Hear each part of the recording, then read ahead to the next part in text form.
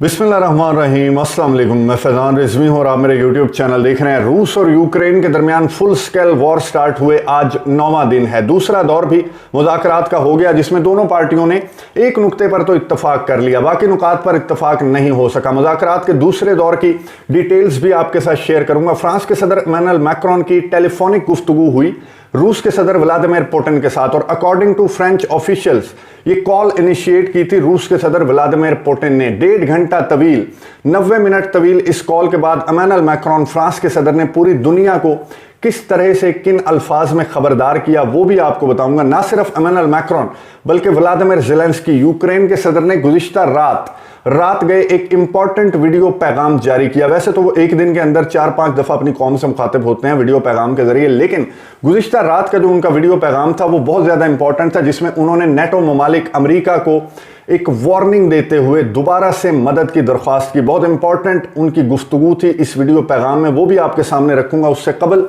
मैं आपको recent updates बता दूं। मुज़ाकरात का दूसरा दौर नाकाम होने के बाद, मेरी अंडरस्टैंडिंग के मुताबिक मुज़ाकरात का दूसरा दौर नाकाम हुआ, क्योंकि जिस नुक्ते पर इत्तफाक हुआ वो इतना ज़्यादा इंपॉर्टेंट नहीं था। जो मुतालबात मॉस्को के हैं या जो मुतालबात यूक्रेन के हैं वो नुक्ता उसमें शामिल नहीं है, वो भी खैर आपको बताता हूँ। बहरहाल मुज़ाकरात के दूसरे दौर के बाद टेंशन्स बहुत ज़्यादा हाई हो गई यूक्रेन में। यूक्रेन के दारुल हुकूमत कीव में भी लड़ाई, शेलिंग, झड़पें रिपोर्ट की गई। वो जो कॉन्वॉय है 40 मील लंबा कॉन्वॉय, वो अपनी जगह पर मौजूद है, लेकिन according to Ukrainian defence ministry Belarus के फौजियों को ऑर्डर्स जारी किए गए हैं मॉस्को की जानिब से कि आप कीव में दाखिल हो जाएं। अब अगर आप मैप पे देखें तो कीव से चंद किलोमीटर दूर है बेलारूस का बॉर्डर। तो यूक्रेन का ये कहना है, यूक्रेन की डिफेंस मिनिस्ट्री का, कि वो कॉन्वॉय तो अपनी जगह पर मौजूद है, लेकिन बेलारूस के फौजी जो हैं उन्हें ऑर्डर दिया गया है मॉस्को की जानिब से कि आप कीव में दाखिल हो जाएं। इसीलिए यूक्रेन के दारुल हुकूमत में गुज़िश्ता रात बहुत ज़्यादा लड़ाई, शेलिंग,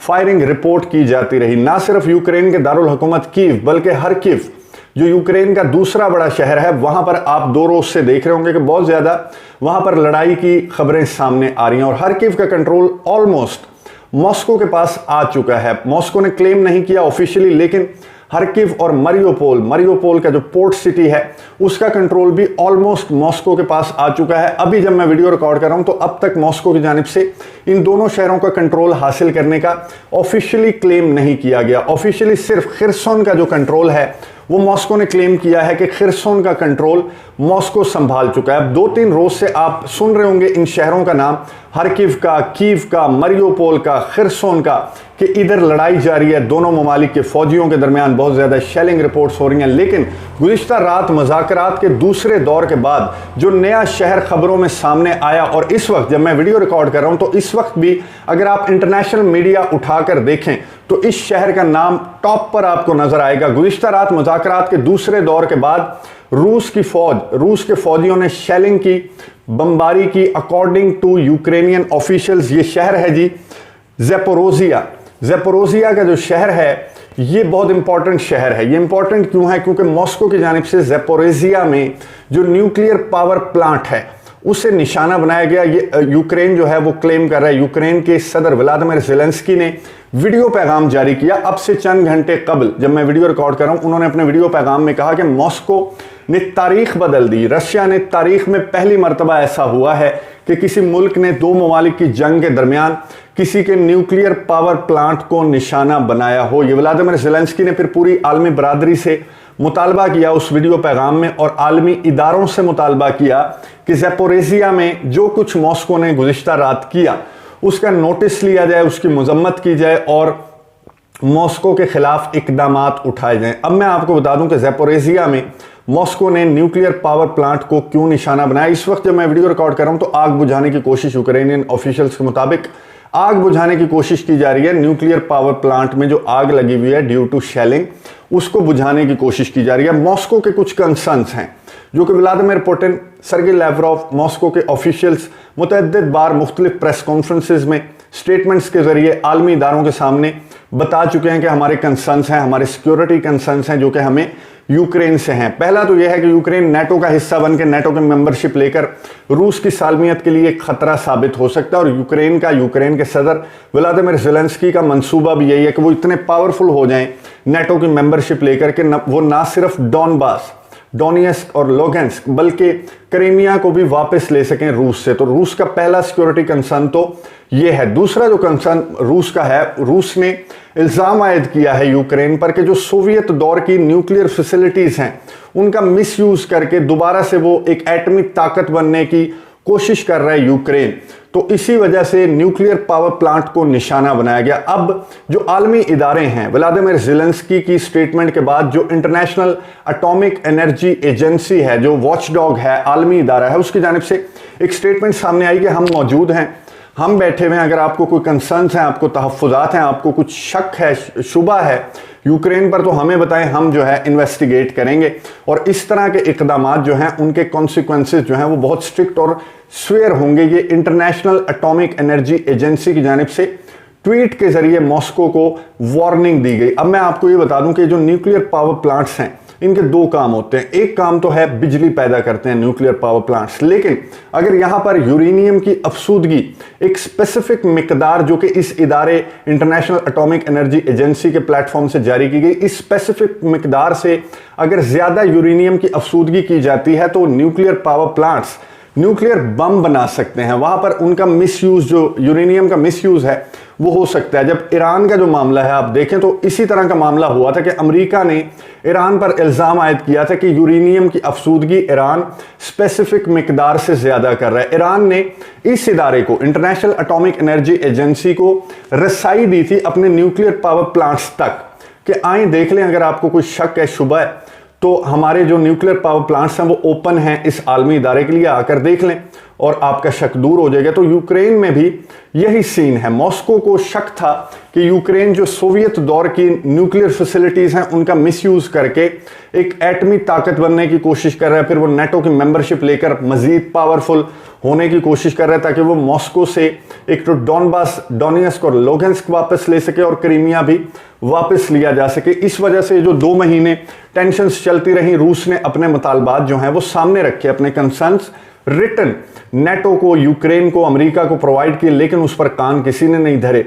तो फिर यूक्रेन पर जो रूस है उसने यूक्रेन का कंट्रोल संभालने के लिए एक मंसूबा लेकर अब वो आगे बढ़ रहे हैं। तो व्लादिमीर पुतिन, गुज़िश्ता रात उन्होंने इमैनुअल मैक्रोन से जो उनकी टेलीफोनिक गुफ्तगू हुई उसमें इमैनुअल मैक्रोन ने कहा कि ये आप क्या कर रहे हैं, आप बहुत वीक हो जाएंगे, आप आइसोलेट हो जाएंगे, महरूम हो जाएंगे, पूरी दुनिया से कट जाएंगे, तो ऐसा ना करें। तो व्लादिमीर पुतिन ने कहा कि हमारे जो कंसर्न्स हैं, सिक्योरिटी कंसर्न्स, और हमारे जो शक व शुबात हैं उन्हें हम दूर करेंगे और हम जिस प्लान को लेकर आगे बढ़ रहे हैं उसे हम इंप्लीमेंट करेंगे मुकम्मल तौर पर। और जो भी हमारे लिए खतरात हैं यूक्रेन के अंदर, ये अल्फाज आपने गौर से सुने, जो खतरात का जिक्र किया व्लादिमीर पुतिन ने कि जो भी खतरात यूक्रेन के अंदर हैं हम उन्हें मिटा देंगे। तो गुज़िश्ता रात मुज़ाकरात के दूसरे दौर के बाद जो कुछ यहाँ पर हुआ, न्यूक्लियर जो फैक्ट्री है, न्यूक्लियर फैसिलिटी है, जो न्यूक्लियर पावर प्लांट है, उसको क्यों निशाना बनाया मॉस्को ने?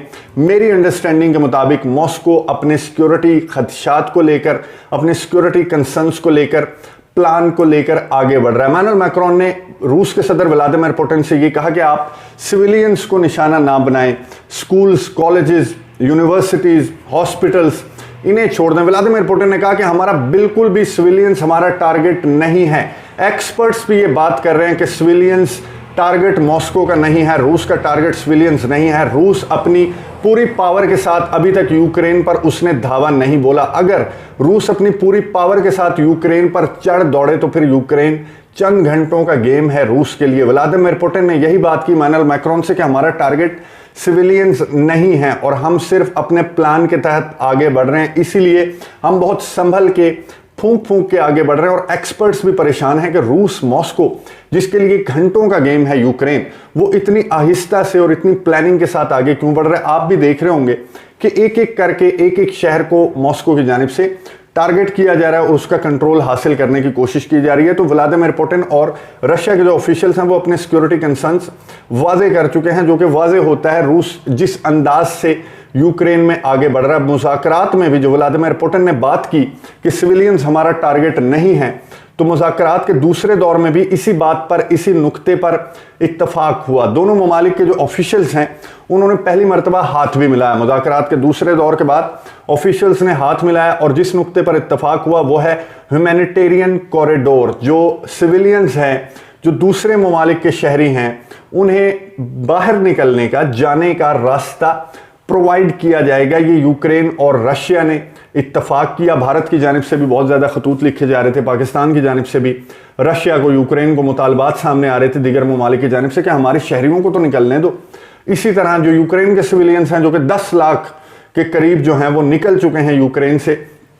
तो ये इत्तफाक गुज़िश्ता रात मुज़ाकरात के दूसरे दौर के अंदर हुआ कि ह्यूमैनिटेरियन जो कॉरिडोर है वो प्रोवाइड किया जाएगा। लेकिन जो बाकी नुकात हैं कि रूस अपने फौजियों को बाहर निकाले, या फिर व्लादिमीर ज़ेलेंस्की कुर्सी से उतर जाएंगे, या फिर अस्करी क़यादत यूक्रेन की कंट्रोल संभाल ले यूक्रेन का, उस पर इत्तफाक मुज़ाकरात के दूसरे दौर में भी नहीं हुआ। जिसके बाद व्लादिमीर ज़ेलेंस्की, यूक्रेन के सदर, ने एक बयान जारी किया, वीडियो बयान बहुत ज़्यादा इंपॉर्टेंट, जिसमें उन्होंने ये कहा, वेस्ट को मुखातिब करते हुए, नेटो को मुखातिब करते हुए उन्होंने ये कहा कि यूक्रेन को हासिल करने के बाद, यूक्रेन का कंट्रोल संभालने के बाद आपका क्या ख्याल है कि मॉस्को, रशिया रुक जाएगा? हरगिज नहीं, मॉस्को नहीं रुकेगा, मॉस्को आगे बढ़ेगा। व्लादिमीर ज़ेलेंस्की ने अमेरिका और नेटो ममालिक को खबरदार करते हुए कहा कि अब भी सुन ले मेरी बात, मुझे लड़ाका तैयारे दे दें। अगर आप में इतनी ताकत नहीं है कि आप नो फ्लाई जोन डिक्लेयर कर सकें, रूस के खिलाफ लड़ सकें, तो मुझे लड़ाका तैयारे दे दें, मैं खुद लड़ लेता हूं मॉस्को से, रूस से।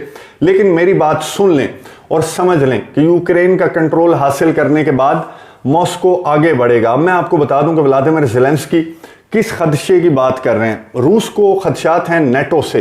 रूस ये चाहता है कि नेटो जो है वो रशिया के सराउंडिंग्स में ना हो, रशिया की सरहदों के पास नेटो कंट्रीज ना हो। तो मैं आपको बता दूं कि यूक्रेन के साथ अगर आप देखें, जो लिथुआनिया है, जो लैटविया है या इस्टोनिया है, वो 2004 से नेटो के मेंबर हैं और उनकी सरहदें रूस के साथ मिलती हैं। व्लादिमीर ज़ेलेंस्की ने नाम लेकर, इन तीनों ममालिक का नाम लेकर, लिथुआनिया, लैटविया और इस्टोनिया का नाम लेकर व्लादिमीर ज़ेलेंस्की ने कहा कि यूक्रेन के बाद रूस इन तीनों ममालिक की जानिब बढ़ेगा। इससे कबल के बहुत देर हो जाए, मुझे लड़ाका तैयारे दे दें, या फिर इतनी करेज पैदा करें, इतने बहादुरी दिखाएं कि आप नो फ्लाई जोन डिक्लेयर कर दें, या फिर यूक्रेन के साथ आकर मॉस्को के खिलाफ लड़ें। अब वेस्टर्न पावर्स की जानिब से, नेटो की जानिब से ज़ेलेंस्की के इस वीडियो पैगाम का कोई जवाब अभी तक, जब मैं वीडियो रिकॉर्ड कर रहा हूं, तो नहीं दिया गया। टेंशन्स बहुत ज़्यादा हाई हैं। रशिया जो है वो अपने प्लान को लेकर आगे बढ़ने पर बजिद हैं, व्लादिमीर पुतिन,